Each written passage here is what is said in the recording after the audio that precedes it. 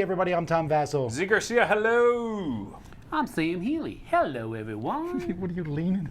I don't know. I just feel like I'm off. You feel like, no, you're there? I don't All right. feel like it. So welcome to crowd surfing. This is, we're going to be doing crowd surfing. We've been doing it, but we're going to be changing and modifying, and as time goes by, it's going to be still every other week. Every other week that cross that, we'll do Dice Tower Dive, where we go back in the past. Back to the future, though, is crowd surfing. That's right. Back to the Future. We're not calling it that. It's the power of love. Okay, so Yeah. anyhow, I'm a little off kilter here. Well, you're also you're clearly getting sick. He's getting sick. I'm not getting sick. I'm getting better. Can you hear Getting that? better. His voice is getting crazy. He's All doing right. things. Well, anyhow, we're going to be taking a look at different projects on Kickstarter. So, Let's do it. with that being said, let's get going.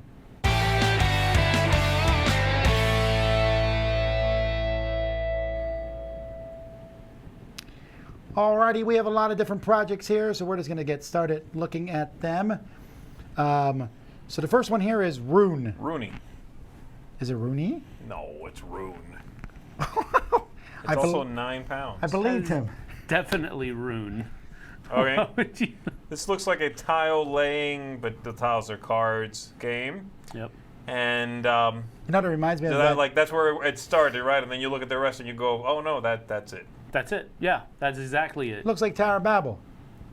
Tower of Babel. No. this Tower of is Babel. No. Oh, you mean the Hanging Gardens? Hanging Gardens. Hanging Gardens. It also looks like the other ones, the Samurai Gardener. Hokkaido, the new Hokkaido, and the whatever was the first one. Well, it Samurai looks, Gardener was another one that Right. uses I mean, it. it's like, but the problem is, that's it. but the other good thing is, £9 or euros. So's any other little card game. You know what I mean? Mhm. I mean, at the end of the day, I get it. This seems like it's the original purpose of Kickstarter, right? Somebody had a little idea for something. They're giving it a go. If people are interested and want to back it, and they do so, and this gets made, and that's nice. It's kind of a little late to the party, I would say, with what it does. It looks like a WizKids cover. It really does. I would have guessed that was WizKids. I mean, if the logo's even in the same place, at a quick glance, it almost looks like it is. I mean, I agree with you 100%. When I looked at it, I went, huh? It's not. Well, let's move on. Circadian's First Light. Now, this one's interesting because of the designer, Shem Phillips, who has done many games as we look here. Shipwrights, Raiders, Flee the Scene. What's that game about? You try to run away. Run Oh, away, run Architects of the away. West Kingdom is a big one. Here's the one, my Starfield first thing games. looking at this, I don't like the artwork. That's exactly what threw me off the first time I looked at it. It Yeah. was just, the artwork is just so... It's not lifelike. It's not even that it isn't lifelike. It's just that it looks like a color by numbers book.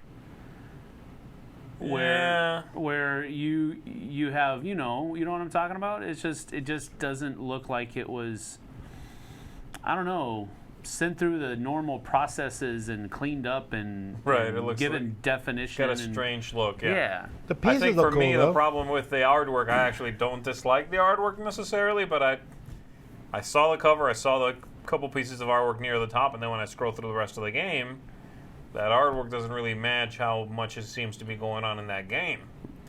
It looks cartoony. I could see that game, being the kind of game I bring out with, like, family members who are not into gaming. I'm like, hey, check this out. Circadians, look at this alien. He's cool. Yeah. Let me set up all these tiles and boards. And It it's looks like, like it oh has a my huge goodness. footprint on the It's table. massive. It's a Yeah. big. It looks like a big game. So there's that. Yeah, that's I gotta a say mismatch. though, I'm fascinated by how that looks.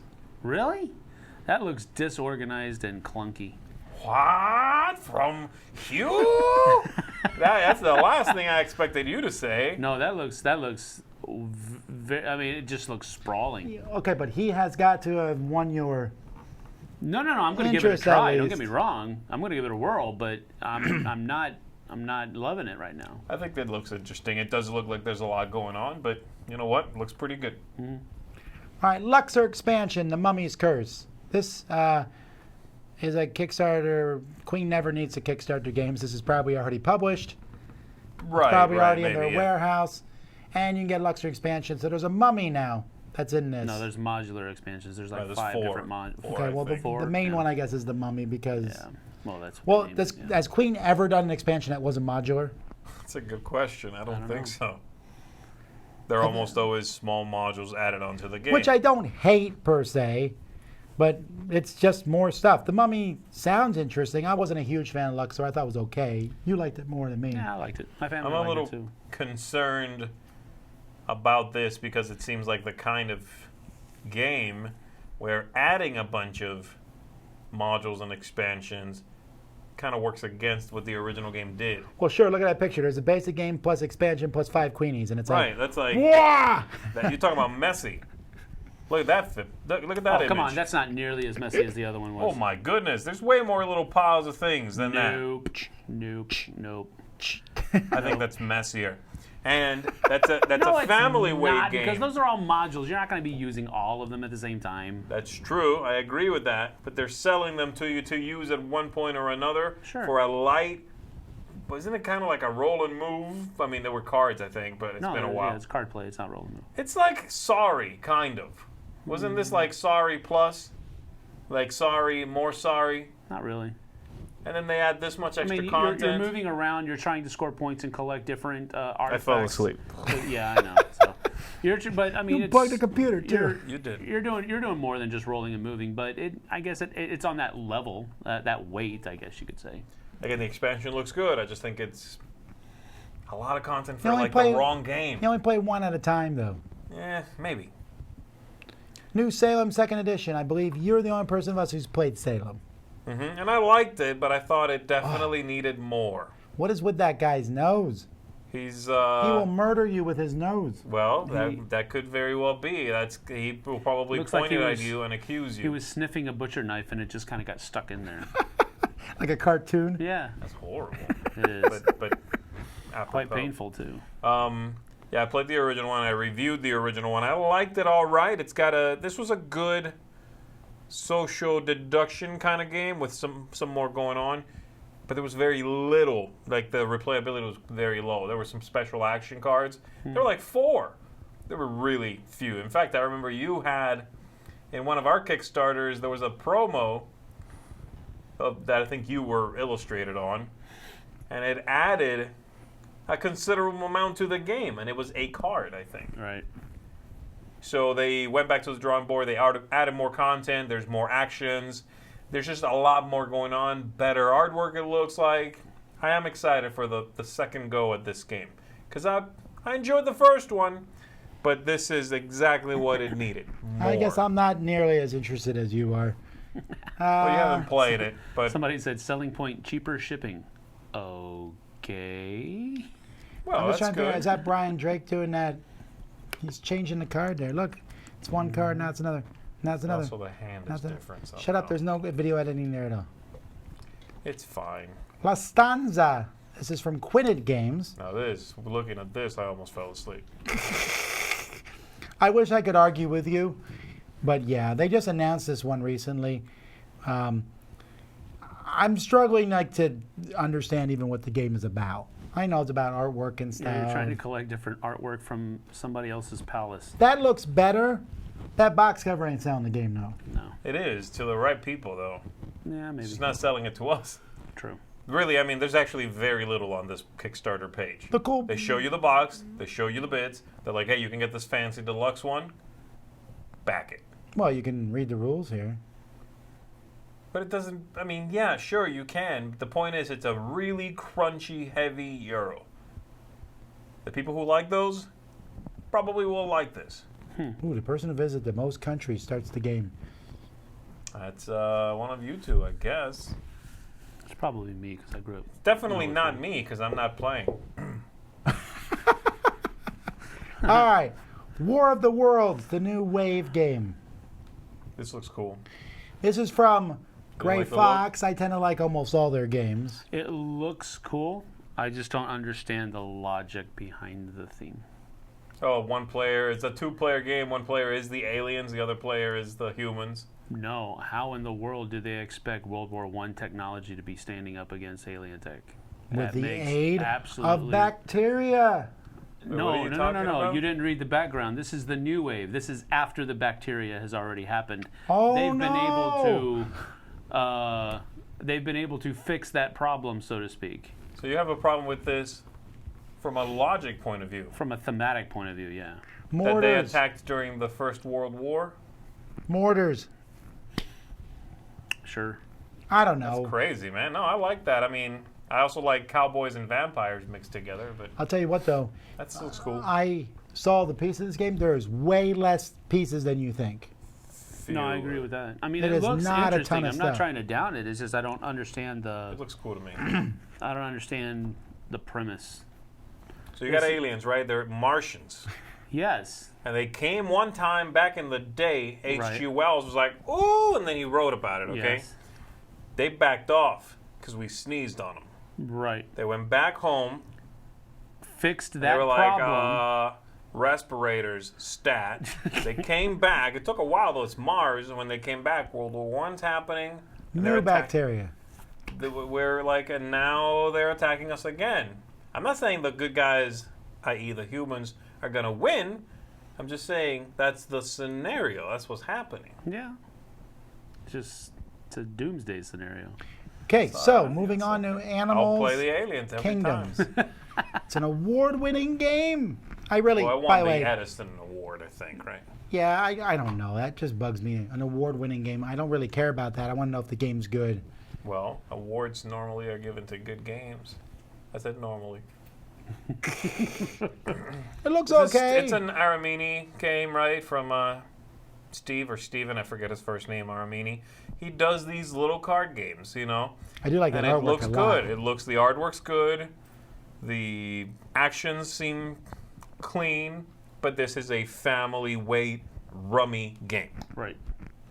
I mean, you're literally just playing cards in ascending or descending order, Right, or some maybe other, like different sets. some or other what- kind yeah, of. That's it. I mean, yeah. this is rummy, twist it up a little bit. If you like that idea and you like this artwork, that's for you. Yeah, But the Sure. artwork. The artwork. this is easier. See, the thing is, this kind of Kickstarter for me is easier to know whether someone should back it or not versus the Circadian one or Arcadian or whatever it was, because you don't really know. Right. You look at all that and you're like, well, maybe. This, you like Ticket to Ride, and you like his previous game with the circus. What was that called? Aramini Circus. Oh. Then you'll probably like it. You know, That's a really simple game. All right. which is what you're getting here. Coral Islands. 2 interactive dice stacking games in one box. Bam. This is from Alley Cat Games. They're the guys, I believe, did Dice Hospital, right? Yep. Yeah, it looks pretty. Yeah, They've they're done 8 of giving them? They're giving away a Dice Hospital promo that has your face on it. Oh, they're what? Nice Scroll hospital down. promo that has your face on it. Right there. Oh, that's the drunk guy. He's not drunk. He looks drunk. He doesn't look drunk. He washed up on the beach. That's what he looks like. I saw the video further down the page here in which they're showing you like building up the dice. It kind of looks like coral building up. It makes me think of Reef a little bit. It kind of looks like Reef. This one? Yeah. Oh, I do like how that looks. So it seems to be that kind of game, that way, that simplicity. That's cool. And I Alright. like the look of the box. I like the component quality seems to be nice. It's got cards in it that you're trying to build certain shapes, and you get points for completing a shape or something to that Right, effect, so- right. Which again, very Reef-like. Yeah. Alrighty. Heroes in a Half Shell. Teenage Mutant Ninja Turtles again. This is, I remember reading about this one. This is pretty much, as far as I can tell, the same game as the one I have. Okay. But it's like the same system. But now there are different missions, miniatures, basically so they can sell you all the same stuff again. They've got a lot of neat things in there as far as miniatures are concerned. I love they're, this. They're going off the charts with that. Right. I mean, they even got like different sculpts they have multiple sculpts for each of the 4 turtles. Then they also have dark versions of all of them. I don't know what that entails, but yeah, cool. It's like I haven't played this, so I don't know. But you guys, I think, both have. No, I haven't. You've played, definitely. You really like it. I really like this wanted game. to play it at BGG Con a couple years ago, and you turned it down, Z. That sounds... Yeah. Sounds correct. reasonable. I love that guy. Look at that guy. Mega Turtle Slash. These Yeah, are cool then models. there's another Slash. There's a ton of dice with Right, this I mean, game. this is the kind of Kickstarter when you get it, you're like, oh, I don't even know where to begin. Here's the dark ones. Yeah. Dark Donnie, Dark Raph. Anyway, I've are played they this original evil? game. It's a lot of fun. It really emphasizes teamwork. It's if you're not a Turtles fan, I don't know that I'd recommend it, or at least if you at least don't like the Turtles, don't get it. If you like the Turtles or find them okay. It's a co-op game with a lot of minis, so it looks cool. Tangled Timelines. Quiet whatever that is, Oh, it's Slack. and quiet it. This one did not impress me when I looked at it. Yeah, it seemed really strange. It seemed like you're just trading cards in a communal tableau in the middle of the table. You turn in a card and you get to take a couple that match it, and you keep doing that until the deck runs out, and then whoever's able to construct the best combination of cards in a row in numerical or letter order or something to that effect. Yeah, I don't get how the theme works in here. Also, I don't think your quote should be anonymous Tabletopia player. I guess that's not bad, right? well, it is when the quote doesn't actually say anything positive. Well, really, it doesn't. It just says this game is a mixture of set collection. like this mechanism, and this mechanism. Yeah, This is not awful artwork. artwork's okay. Hey, this might be a byproduct of the fact that we just got a bunch of Essen games, and I've seen a lot of these little card games with a title, a number in the corner, and something written across the bottom. But this just falling right through the cracks for me. Yeah. There's nothing about it that caught my eye. A lot of the artwork is also, well, I don't know about in the base game, but if you scroll down, there's a lot of artwork that's inspired by other content creators, Okay. and I guess that's fine. I only knew like one or two of them, That's cool. I mean, but yeah. just again for me, I was just not. It didn't catch my eye. All right. Maybe I'm missing something there. The Struggle for Europe, 1939-1945. This is from Worthington Publishing. Right. It's a war game, right? No, it's actually more like I mean, it's a war themed game. I wouldn't call it. It's kind of a smash up between Twilight Struggle and Lincoln. It just came out a little bit. The movie? Oh, Who's the designer of it? Does it say? I didn't catch that one. It's a card destruction game. It says Lincoln, Twilight Struggle, and others. Yeah, I mean, it definitely looks like Twilight Struggle. Yeah, but it's not nearly the weight that Twilight Struggle is. I think the weight is closer to Lincoln. I don't like the graphic design of those cards. Not the pictures. Pictures are fine. The graphic design itself. Knowing what Lincoln does, it has a very similar thing with Lincoln, where you have certain things on the top of the card, and then you have your actions that you can do on the side, and then special abilities down at the I'm not bottom. talking. That's fine. I'm just saying that specifically that graphic design, it's hard to read that font on the bottom of the card. I think I don't think it would be if the you had whole the card thing in your looks hand. like I put it together. and we both know when it comes to graphic design, you've done your fair share of wargaming. No, I'm actually kind of interested in that one. Yeah, maybe. Just because I enjoyed Lincoln, and it looks like, I watched the video on it. It looks like it's pretty heavily, as far as how you play during the game, it's very heavily like Lincoln, and then there's some other Twilight Struggle elements that they've added into it. So I'm looking forward to that one, actually. All right, expansion for Dicetopia. Have either of you played Dicetopia? Yeah, I wasn't Nope. sure what this was, but I thought one of us had. Did I play Dicetopia? I don't think I have. I haven't. Do we have Dicetopia? I haven't. Doesn't that feel like that box that's crossed our shelf at some point? Yes, No one touched it? I did not. I haven't seen this game. Has dice. The expansion looks almost as big as the base game. Well, I would hope that a game called Dicetopia has That'd be dice in great if it didn't. It's a It's- card-driven game. It's Dicetopia. Like there's no dice. Yeah.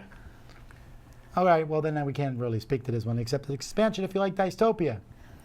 All right, I always put dice sets in my thing. Do you like these dice? I like the way they look a lot. I don't like the unicorn face on the whatever number is missing. It's a 20, I believe. It's the highest I one. assume. That's No, it can't just- be because the 12, on the 12 side, it isn't the unicorn face. Well, they're only showing it on the 20 side. Right. Maybe it is only on the 20. I like how these look, but I don't think they're that easy to read. They're not hard to read, but they're not easy to read either. They look good, though. I like That's my favorite. the color mutation throughout the die, and then the transparency is there, but not completely translucent, transparent. I like the way they look. Now, I agree with you. Like this set right here. Yellow on orange yellow, probably not the best Yeah, idea. I should have went with That's black numbers there. That unicorn ice one looks good. Yeah, yeah. Cosmic Carnival. Yeah, they really should have just I not like made that. any of the pips yellow. Ugh. Yellow works on black dice. That's it. That's basically it. You know that from it's your okay, I know graphic it's designer days. I'm going to go on here. All right, Born to Serve, a super powered game of table service. In this game, you're playing superheroes who are trying to get a job at a restaurant.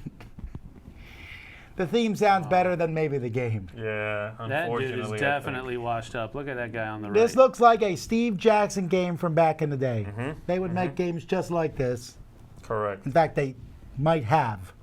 Yeah, to me, I read it and I thought it was kind of a cute gag, but my main concern is this is probably a joke looking for a game, Yeah.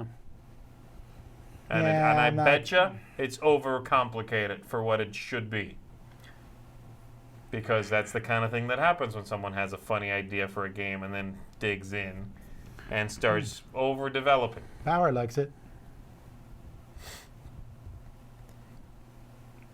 Well, okay, we'll have to wait and see on that one. All right, more dice. Now these look cool. You like these? Yeah. These look like dice that fancy schmancy people would use that I'm Oh, not the allowed to play deco, with. yeah, the font in the Kickstarter, all the look of the dice. Yeah, I like it. Do you like those black and yellow ones? Yeah, they look good. I Those actually look think good. these are pretty nice too, though. Just the straight up white ones. But I know like they- the 6-sided. I don't like the 10-sided. you know what they remind me of is elegant decks of cards, like custom decks of cards. Yeah. That's what these make me think of. It's like an elegant set of dice. That's cool. I like that. Maybe I'll get a set of these. Yeah, hook it up. Hook it up with the D2s. Well, I don't have many dice, so I D2s. D2s. What color is the best there? You said you like the white ones the best? No, I probably would not. like But they to- said I they would were like- very legible. I would like to mention the noticeable lack of green. Is there no green? because green is just Maybe it's a stretch goal. No. Purple. purple's where it's at. Look, 40,000. There's your green. Oh, that's a nice. That's radium green, baby. Royale. And then more of the other red. The colors already out. Sentinel. That looks good too. So where is it right now? 40,000. ain't gonna make it. It does not looking good there. Ain't gonna What make is it. it? 9 days to go. What's the pledge total? 23, No, I mean, what's it want? 40 5 to get grand. 45? No. the 40 to get to the green. The goal is 5 Oh, grand. got it. 40 grand to get to the green. I got you. Just to unlock them. Right. Now this one, if I just looked at this and didn't look at the price, I'd have been like, okay, and I wouldn't have even gone further down the page. Nope. But because it had $60,000, I was like, well, must be something here. And then I look at the board and I'm like, oh, and then I go to the next page again. Yes. There's a whole bunch of chits Yeah. out there. This- My goodness. This is that group of people who like Civilization. That Yeah, must be what it is. Right. That's I saw exactly the what war game game. is. When I saw the war game, I saw the counters and the big board. I was like, oh, this is not really for me. When I got to this, I was like, oh, hold up. Let's go back to that war game. Because That is like- that crushes the look of that war game. Makes it look like you're playing Tiddlywinks. Here's the My thing, though. goodness. I don't disagree with you, but there is a tiny bit of me that I smack down. But that you wanna looks do. at that and remembers when I did play big games like that and 7 think, ages. yeah, and it's like, oh, that's kind of cool. Then I'm like, wake up, get back up. I bet that rule book's a beast too. Yeah, well, this guy, I guess, designed it, this Europa Universalis. I've seen that before, a big board too. They're not doing any favors putting it on bags like that. Yeah. And there is a crowd out there for this. That's Obviously, for sure. it's being backed. I'm just about as far away as you can get from it. And then finally, the Dice Tower. If you back this right now, we'll see it change live. What? What? I don't think that got out quickly enough. No, I don't think so. To that be a response to your call. Yeah. Well, anyway, we're on Kickstarter right now. So if you like our show and find it interesting, we have not yet met our goal. We'd like to. 15 days to go. We need to buy Tom some medicine. So please. I'm getting weaker each day. Please help us with that cough drop money. Alrighty. Well, that's the news. Well, let's move on. Hey folks, and welcome to another FOMO, the segment where I take a look at a game that's seeking crowdfunding right now, and maybe I have a fear of missing out on it, maybe you do too, so let's take a look together. Today we're going to take a look at the Gardens of Babylon. Gardens of Babylon is a tile-laying game for 1 to 4 players, where you will be building the famous Hanging Gardens of Babylon and planting your signature flowers throughout. The game can be played either in full or quick mode, which determines how large your final garden will be. Players will gain points at the end based on where their seeds have been planted on the pyramid. On a player's turn, they'll take between 2 and 4 actions, with the first and last action being mandatory. First, they will select a tile from the 4 face-up available and add it to the pyramid. The tile must be orientated correctly and must have 2 previously placed tiles supporting it from below. Then the player may choose to move one of their gardeners either already out on the pyramid or from their hand. Gardeners may be moved up to 3 times along the paths of the pyramid, up and down staircases, or laterally through doorways. But if they enter a tile that does not contain a planted flower, they must stop. Additionally, if a gardener enters a tile with another gardener of their color, they refresh back up to their 3 movement available. Next, the player may elect to plant a seed in an empty tile. If they choose to move a gardener this turn, and that gardener has ended their movement in an empty tile, then they may plant there. Or if they did not move a gardener, they may select any other gardener they have on the pyramid who currently occupies an empty tile. When planting seeds, this may cause a cascade via the water channels. If planting on tile connected by water channels to lower tiles, then the player may plant in all of the downward connected pools, knocking out any opponent's seeds if there are any present. Finally, the player draws a new tile to replace the one they placed this turn. The game continues until at the end of the last player's turn, the number of spots on the pyramid where a tile can be placed is less than the number of players at the table. Each planted seed in a row is worth the value of the row it has been placed in. Seeds on tiles containing flower panels also grant bonus points for each flower shown on the panel. The player with the most points is the winner.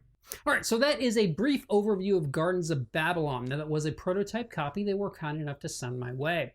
Now as to this game, well, it's a tile laying game, and as such, I'm going to compare it to Carcassonne because I kind of gauge all of them by that. And in that, I really think that this game goes to a new level. It is a puzzle, much like Carcassonne is a puzzle, but it really does have this building out element that feels thematic. I really don't know how else to put that. It feels thematic. It feels like I really am putting these gardeners up these ladders and moving them around and planting seeds, and I really like the whole cascading thing because that can lead to potentially one of the best things of the game and potentially something that might not work for certain groups. This game can lead to standoffs where you know that you want to build above you and get that cascade, but you don't want to go up any further just yet because your opponent might come in and cascade and take everything away from you. So I like the way it would lead to these little standoffs. The artwork in the game I think is really pretty. For me, maybe a little busy, but I still enjoyed it. And overall, I just really like the simplicity of this game while trying to solve the puzzle. And as to the puzzle, that brings me to Solo, which I know a lot of people who watch this segment are curious about when a game plays. I love this one solo. It is a puzzle to solve, and every time the puzzle is unique, and I really recommend this one to the solo players out there. So this is going to be my FOMO scores on the game. If this one interests you, go ahead and check out their crowdfunding page, and I look forward to seeing you folks next episode.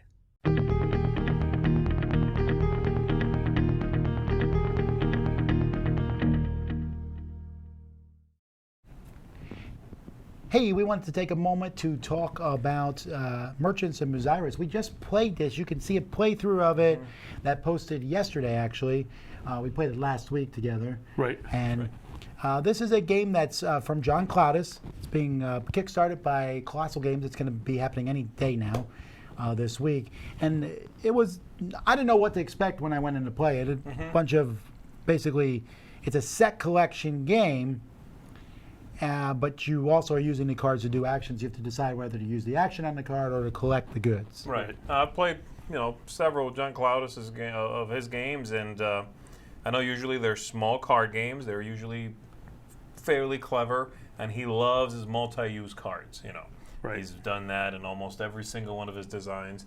So I wasn't sure what to expect. I figured some of those things. The first thing that wowed me, though, as soon as I saw the game, was the artwork. Mm-hmm. I really found the artwork in this game captivating. I don't know what it is. The style of the illustrations. There's just something about the artwork that was incredibly charming. Right away, I wanted to dive in there. Right. And so I really like that. And so I was happy to see that look utilized in this game.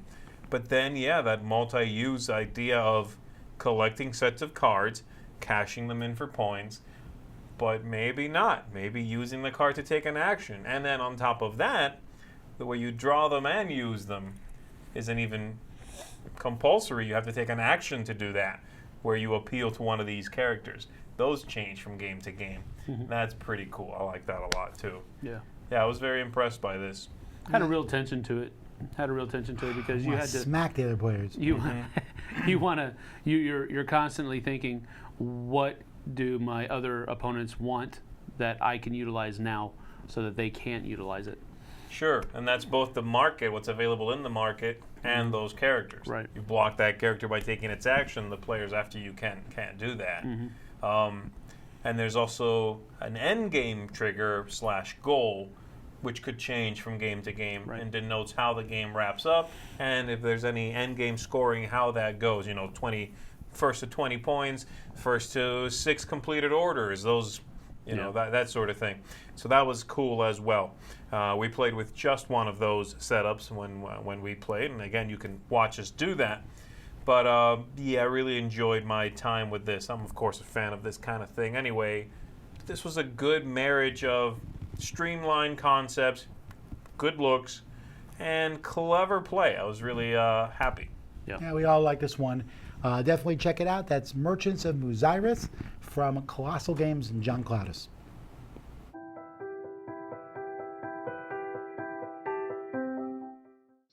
Hey party people, this is Jeremy from Jambalaya Plays Games, and I hope at this point you have seen War of the Worlds. It is an awesome, awesome movie, book, radio show where the aliens arrive, brrr, make this crazy noise, and then boom, the aliens just start firing away and destroying humans, capturing them and whatnot, and the humans have to react. Well, you're doing that in this game where you play as the humans or you play as the aliens, and it's an asymmetrical two-player deck building game, and you're going to just deconstruct your deck and try to get your units out and bunkers and all kinds of just stuff out and set traps. Really cool. I'm going to show you how this stuff works, and you can decide how you feel about it. I'm excited. All right, party people, I'm going to try to do the humans some justice here and also show you how the game works. So basically, each round, you're going to start the game with 10 cards here, and that's your initial 10 cards. You're going to have that bad hand of five cards to start out with. And on your cards, you're going to have to choose one of these things. You can either attack for 1 or for 2, and then you can also just discard this card, so you can do the 2 attack, but it's out of the game. The other ones are like coins and whatnot. This is standard affair, right? So then you start buying from your deck. One of the first cool things you can do is actually take one of these cards out of here and tuck it under and then flip out a new one there. Kind of gets you through your deck and whatnot. But what do the humans do is basically, to fight back. They have a lot of different things. So you can eventually buy buildings and units. One of the big units, of course, is the naval unit that shoots over to the regions that are on the coast and applies damage to these things. 2, 3 damage. You also have buildings land units that do that same thing as well, so they can move in here and they can attack for 2 and 3. But humans also have these kind of traps. So they have like landmines. So when you walk in here, boom, this explodes for 2. They also have these barrage balloons. So when the UFOs can't come in this area and do air support, basically.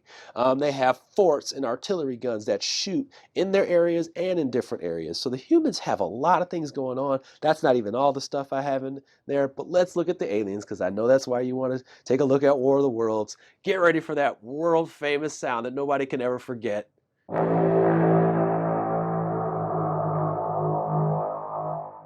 All right, party people. I know what you want to know. You want to know how the aliens work. So the aliens arrive way up here on the beginning of the board. They land here, and they have two types of units. They have the tripod. They have the tripod and the UFO. The UFO is indestructible, and so are these, but they actually take the damage. Also, these buildings can take damage. So as you can see, this naval unit has exposed, and they can just start blowing them up over there. And they don't want to get the damage of 30. But how does this work for the aliens? They have some cool stuff that they can do.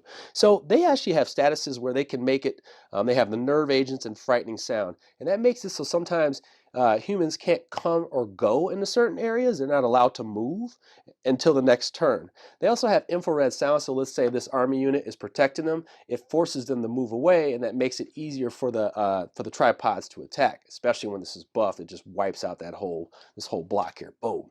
And then you have things like poisonous fog. This building attacks for 2 if you're in that area, but if I play poisonous fog, it deactivates it. So now I have a chance to kind of stick around and fight.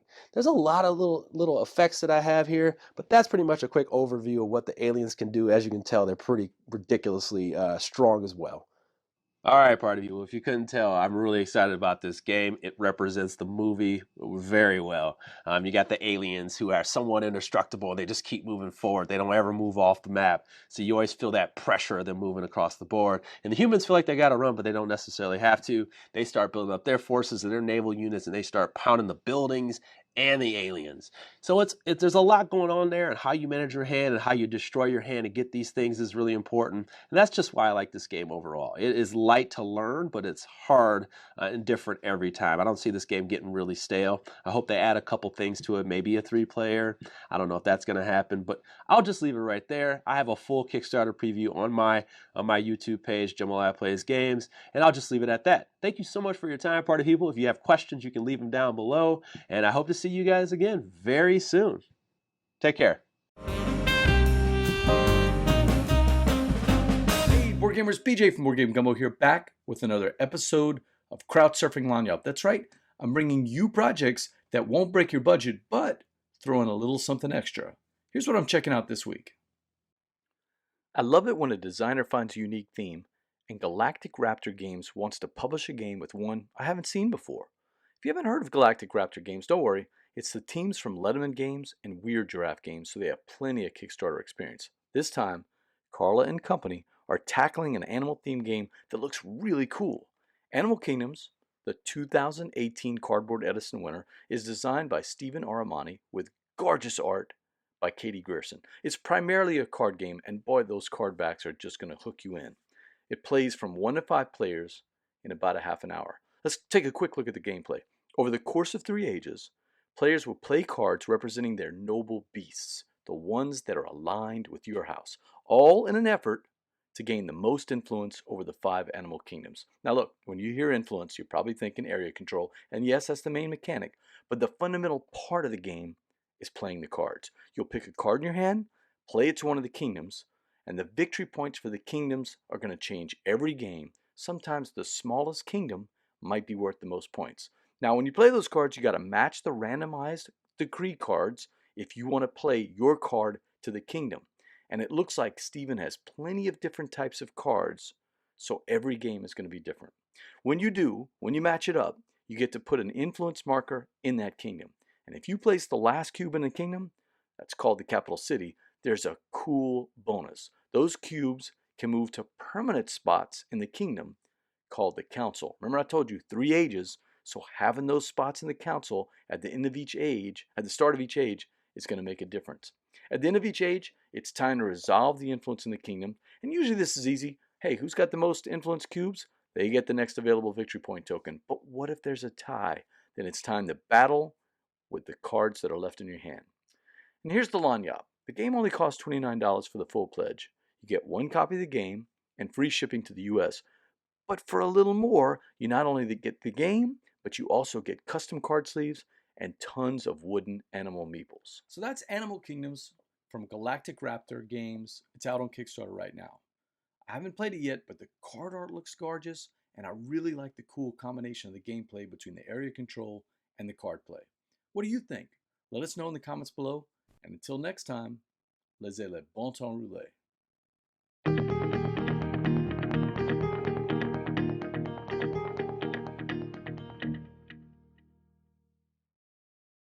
Yeah, and that's why I hate. Anyway, welcome back. Okay, so just want to do a little bit of a talk here, real quickly, about expansions for Kickstarter games. Well, games in general, but Kickstarters kind of exasperate this. So I like games and I love expansions. True. If there's true. If there's a game that comes out with an expansion, I That want I to hunt that like. down. I will. Yes. Well, yeah, I'm not like attracted to a game if I don't like it. I don't care about its expansion. What I'm finding though is it used to be the game came out, you played the game, and then eventually they release an expansion for it. You're like, woo! Now, the game shows up in the mail from the Kickstarter, and sometimes before the game shows up in my house, the expansion's already being kickstarted. Correct. Or it's kickstarted along with the game, and so it shows up at your house and there's 10 expansions, which I feel lowers the joy of an expansion when it's already there. It doesn't really even feel like an expansion. It just feels like a part of the game that should be in the core box. Right. It's sort of, to me, it makes me think of those of the video game locked DLC thing, Yeah. where they sell you the video game. Within that video game is expansion content hidden behind a paywall. Right. They're not putting out the game and then developing an expansion, and then selling that expansion. It's there already. It is technically part of the same game. Right. So there's a little bit of that. My main, and I think, again, I agree with you a little bit that it sort of diminishes that joy. My trick for that is I literally don't open them until I want that joy. If I open a game and it's 6 expansions all at once, that buzz just so simply isn't going to be the same as if I open the base game, play it, enjoy it, and then one day I want to give myself a little treat, so I open one of the expansions. It's like opening booster packs. Yeah. That's just my own way to get around that. But the part that is strange is, like you said, when a game funds, it's being made, it hasn't shipped yet, i.e. people en masse haven't played it yet, and they put out an expansion already. It's like, well, wouldn't you want a solid amount of feedback as to what in the game people want more of? Oh, this part, I would love to have more monsters. Oh, you know what I'd really like is that during this phase, simultaneous exchange of blah, blah, blah. Right. None of that happened. You had no time for that to happen Right.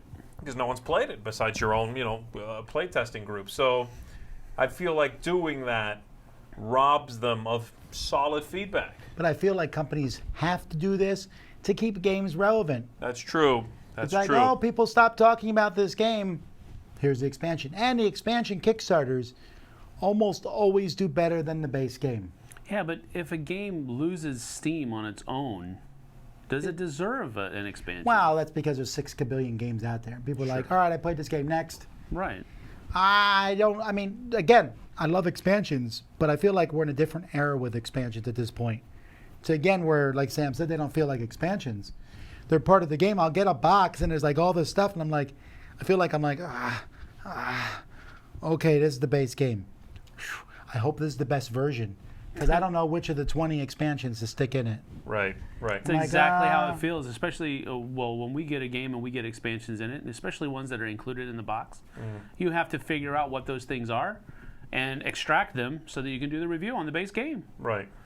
And then you always end up feeling just a little bit like maybe that stuff was designed as part of the game And there have been and games then where surgically it was. removed in Yeah. order to sell it either independently Remember to that make it an add-on. Remember or- that zombies game that we played? Oh man, it was eons ago. It feels like now, but Oh, where they were like attacking the city? yeah.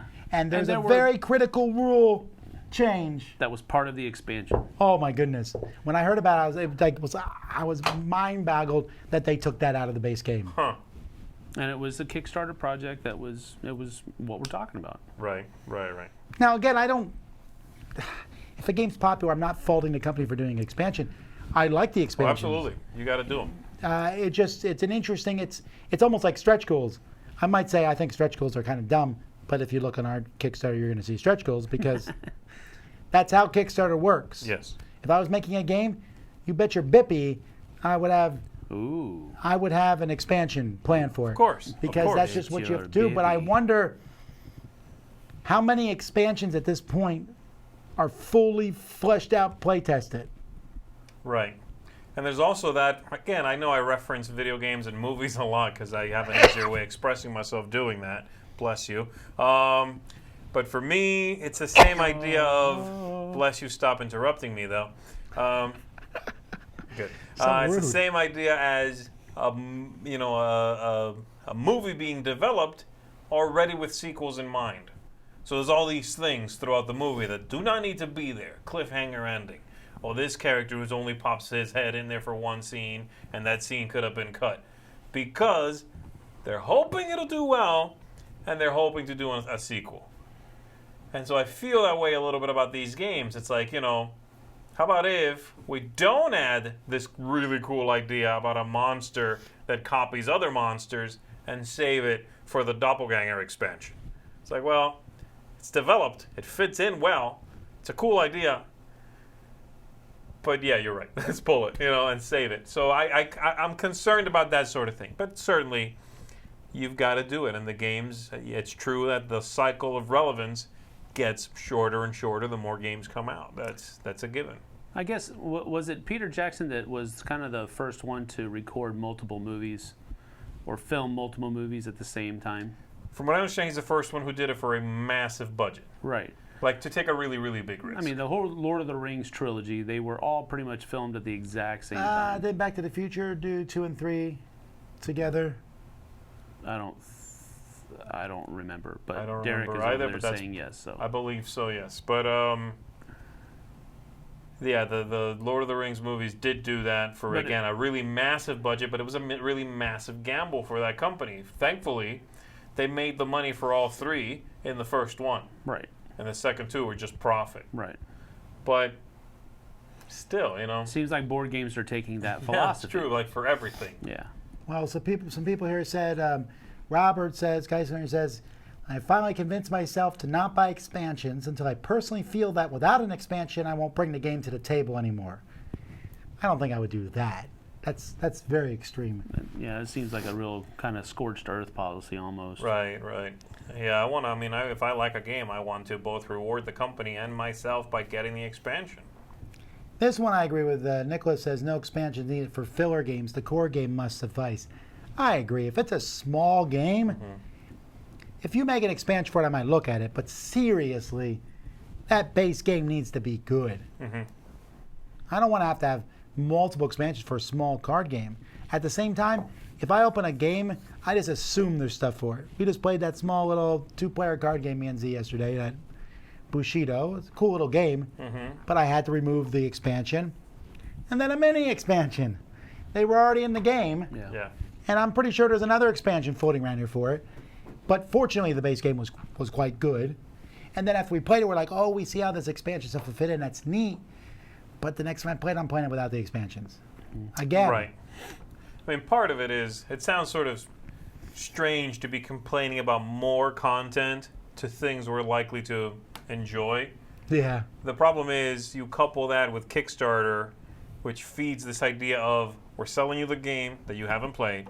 We're also selling you this expansion to the game you haven't played. And if you don't get both, then you don't get this one at all. You either get the base game, find out you love it, you're not getting the expansion. Okay, ever. Or you get them both right now. That's the issue really at hand, right? I mean, it's this idea of you better buy the collector's set of this trilogy, or once you watch the first movie and you really like it, the other two are put in the Disney vault. Yeah. That's the problem. All right. Well, again, I like expansions. I do I too. would rather buy an expansion for a game I like than a new game, I think. Absolutely. I feel the same way. I get more excited about an expansion for a game I already know I like. Yeah. The odds of me not liking that, statistically, are way smaller than a new game. And even if you don't like it as much as the base game, you probably still enjoy it. Oh, sure, but I mean, more content for something I already like. Right. It's pretty rare that you play an expansion to something you know you like, and you're like, ugh, not going to put that in there again. Although I did do that with Battlestar Galactica on the cruise. That's true. We played It's it. We true. played in one of the modular expansions that I hated. Will not ever play with that expansion again. Well, speaking of expansions, where's the expansion for Wingspan? Jamie's here. He's not here to talk about that. Something else. Over to him.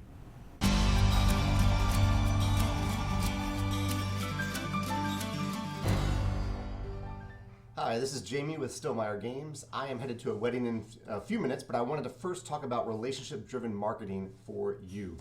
This is something that I've learned along the way of creating and running Stillmeyer Games. A lot of the type of marketing I do is built on genuine relationships that I've formed with bloggers and reviewers and just people in the community in general, the game industry. This is a wonderful thing about the game industry, as I think you'll discover, that people in the industry are really open to helping each other. In different ways. People want to help each other in different ways. For example, if you want my help, I like it when you post public comments on my blog. I don't like private correspondences because it's more efficient for me to help people in public than in private. But people might have different preferences for that.